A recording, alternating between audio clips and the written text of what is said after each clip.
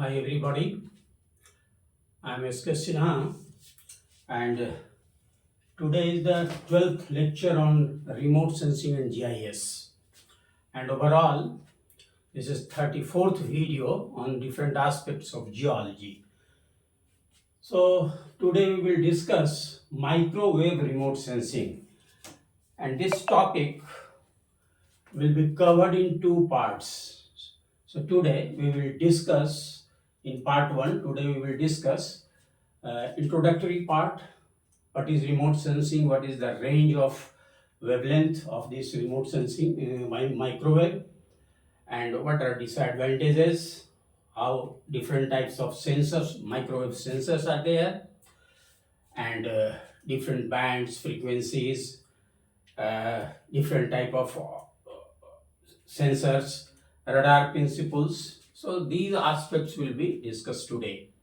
And in the second part, we will discuss radar equation. We will discuss different types of mode of scanning. Then we will discuss interpretation of radar imagery. So let us start today's lecture. तो सबसे पहला तो ये है कि जो microwave remote sensing है ये it is operative in visible IR, that is middle IR, near IR, middle IR and far IR. तो ये तीनों ही रेंज हो सकता है, विजिबल हो सकता है, और एक अलग है that is microwave remote sensing. तो microwave remote sensing it has certain advantages, so we discuss it in a separate topic. तो ये जो विजिबल रेंज है या डिफरेंट जो IR रेंज है, near, middle and far. Middle is also known as thermal IR. तो these spectrum they are attenuated by cloud, rain, haze, smoke, etc. Attenuated means it is modified or it is altered. So but the advantage of this microwave remote sensing, ये इसकी विशेषता क्या है कि penetrates the cloud cover, hedge, light rain, smoke etc. और इसका जो range है it is 1 millimeter to 1 meter.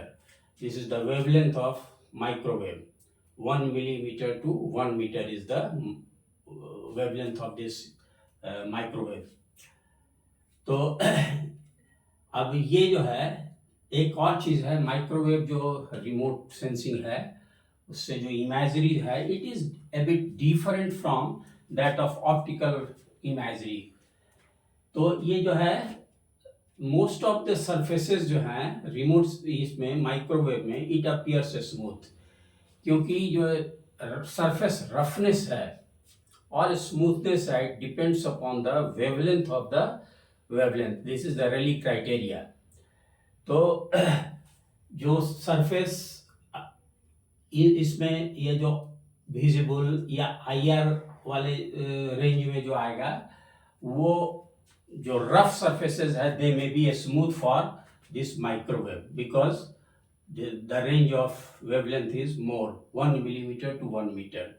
तो ये रेंज जितना बढ़ेगा उतना ही वो जो इमेज है उसका जो सरफेस है that will appear smooth. So this is really criteria. Now, जो microwave remote sensing है, they may be of two types. One is passive remote sensing and active remote sensing. So sensors may be of two types: passive sensor and active sensor. तो passive sensor का अपना कोई source of energy नहीं होता है, जबकि active sensor जो है it generates its own source of energy. तो पैसिव सेंसर जो है ये it depends upon solar radiation.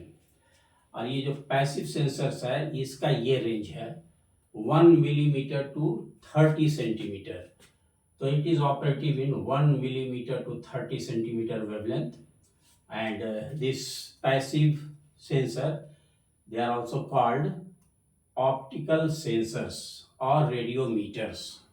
तो passive sensors are known as optical sensor और रेडियोमीटर।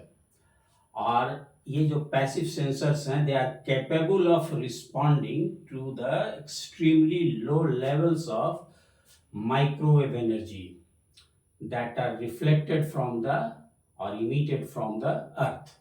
तो ये एक विशेषता इसकी ये है कि अगर बहुत लो लेवल ऑफ फ्रीक्वेंसी भी है, एनर्जी भी है, देन ये रिस्पॉन्ड करेगा।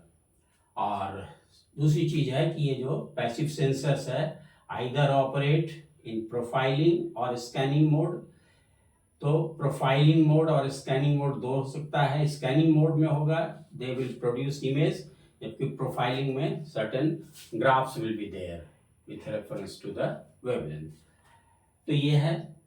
इसके बाद जो रेडिएशन है, the radiation intensity of a black body in the microwave region is directly proportional to the temperature of the objects. It means that temperature of an object can be estimated from the radiation intensity, और इसको कहते हैं हम लोग brightness temperature। यानी जो radiation intensity है किसी भी बॉडी का, ब्लैक बॉडी का, वो माइक्रोवेव रीजन में ये किस पे डिपेंड करता है? Depends upon the temperature of the object and it is known as brightness temperature. अब ये जो पैसिव सेंसर्स हैं, though they are theoretically very promising but there are certain limited scope. So there is a very limited scope. Theoretically ये promising हो सकता है, लेकिन there are certain limitations और because of number of factors. जैसे ground temperature हो सकता है एक फैक्टर, दूसरा जो है इमिसिविटी हो सकता है, इमिसिविटी ऑफ द ऑब्जेक्ट, कितना वहां से इमिट हो रहा है। इसके बाद इलेक्ट्रिकल प्रॉपर्टी हो सकता है ऑब्जेक्ट का, स्पेशली जो डाई इलेक्ट्रिक कांस्टेंट है उसके ऊपर डिपेंड करेगा। तो these are the factors which interfere in the interaction of these passive microwave। और ये जो कॉन्फ़िगरेशन है, ये जो पैसिव माइक्रोवेव जिसको हम लोग ऑप्टिक सेंसर या रेडियोमीटर कहते हैं, तो इसका जो ये रेडियोमीटर्स हैं they consist of large antenna, a temperature reference signal, A microwave switch, N amplifier and detector. तो ये सब चीज रेडियोमीटर अगर है तो it consist of all these components. Antenna बहुत इंपॉर्टेंट है। एंटीना क्या करता है? It sends the signal, microwave signal, and जो बैक स्कैटर्ड जो एनर्जी है उसको रिसीव भी करता है। तो दो काम है इसका एंटीना का, to transmit the signal, microwave signal, और फिर डिजायर्ड जो ऑब्जेक्ट है वहां से जो रिटर्न हो रहा है, तो जो रिटर्न है स्कैटर्ड बाय बैक स्कैटर्ड उसको हम कहते हैं, उसको ये कलेक्ट भी करता है, रिसीव भी करता है। और ये जो माइक्रोवेव स्विच है it permits alternate receipt of signal by the antenna and by onboard temperature reference signal. तो ये माइक्रोवेव स्विच का काम है, ऑल्टरनेट जो है ये रिसीव करता है सिग्नल को, भेजता है और फिर रिसीव करता है। एम्पलीफायर ये क्या करता है कि जो लो स्ट्रेंथ है सिग्नल का उसको इन्हांस करता है, एम्पलीफाई करता है। So these are different components of this radiometer. और ये जो माइक्रोवेव रिमोट सेंसिंग है इसका स्कोप कहाँ कहाँ हो सकता है? It can be useful in hydrological studies, detection of seepage zones, soil moisture, vegetation analysis में ये यूजफुल हो सकता है, as well as features present at shallow depth can be detected because these microwave are capable of penetrating to the ground to a certain depth. So certain hidden objects it may be detected through this passive remote sensing. Now come to active microwave sensors. So just I told that active microwave sensors have its own source of energy. It doesn't depend upon the solar radiation. और इसमें जो है जो sensor है उसको हम लोग कहते हैं radar. So radar is an acronym. Radar का फुल फॉर्म है radio, RARA, radio detection and ranging.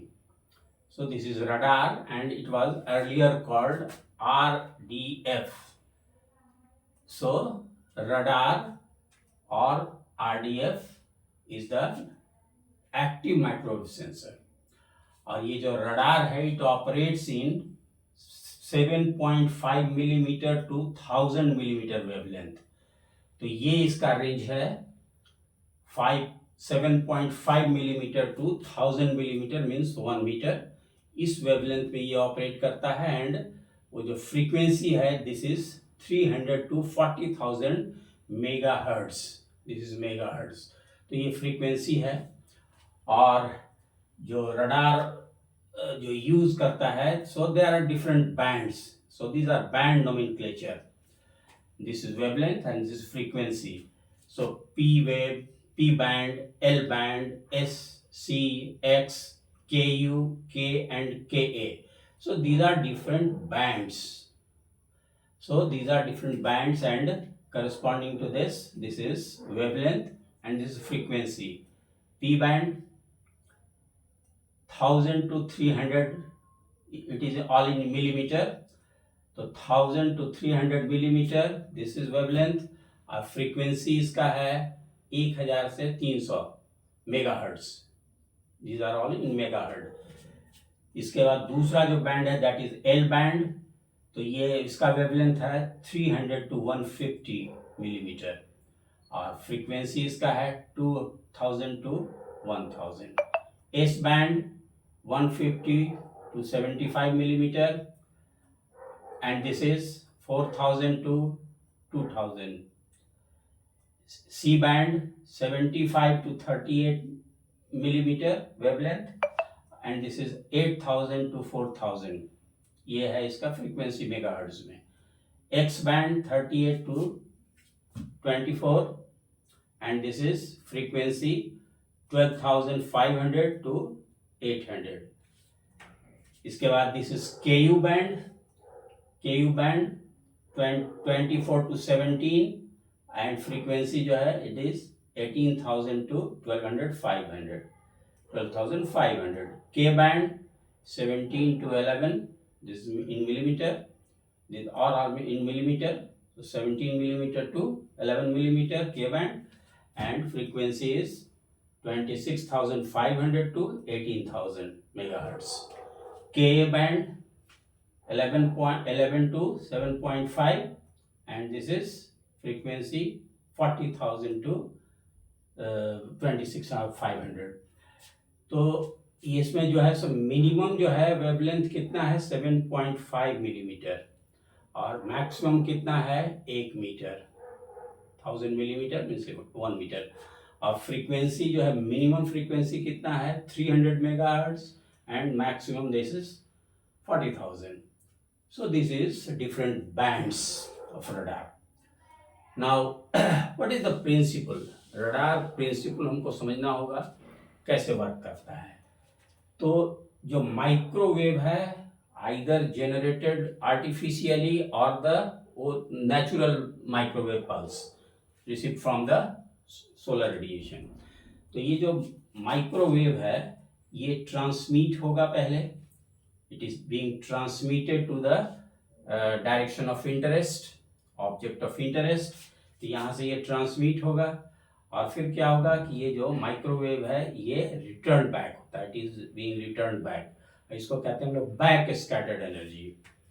तो ये बैक स्कैटर्ड एनर्जी होता है, यहाँ एंटीना है, ये इसको फिर बैक स्कैटर्ड जो एनर्जी है उसको ये रिसीव करता है और फिर इंटरप्रेट करता है।